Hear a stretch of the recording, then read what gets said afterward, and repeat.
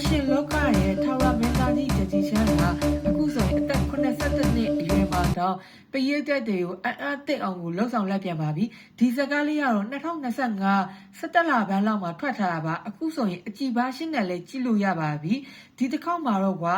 ဘလို့ပြောမလဲဇာကန်လေးကတော့မကာအိုမြို့ရဲ့လုံခြုံရေးကွန်ရက်တွေကို AN နီးပညာနဲ့ထိုးဖောက်ပြီးငွေကြေးတွေကိုခိုးယူနေရဲ့အစစ်မြစ်ရာဇဝတ်ဂန်းတွေကိုဘယ်သူကမှရှေ့ရမခံနိုင်တဲ့အခါမှာအငိမ့်စားယူထားတဲ့စုံတောက်ကြီးဂျက်ဂျီရှမ်းကိုပြန်လဲခေါ်ယူရပါတယ်ဒီစကားလေးကကွာအဓိကဆွဲဆောင်မှုရလဲဘတော်မှအမားမခံနိုင်တဲ့ခေခေါင်းရှေ့ရခံနီးပညာတွေနဲ့ခေတ်သစ်ရာဇဝတ်မှုတွေကိုထိတ်တက်တွေးဆုံခန်းနေပဲဖြစ်ပါတယ်အရှင်ဂန်းလေးမှာလဲ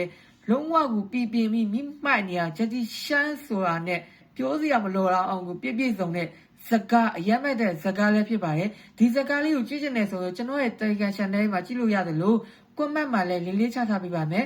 အဲ့တော့အားဆောင်တော့ကြည့်လိုက်တော့လေ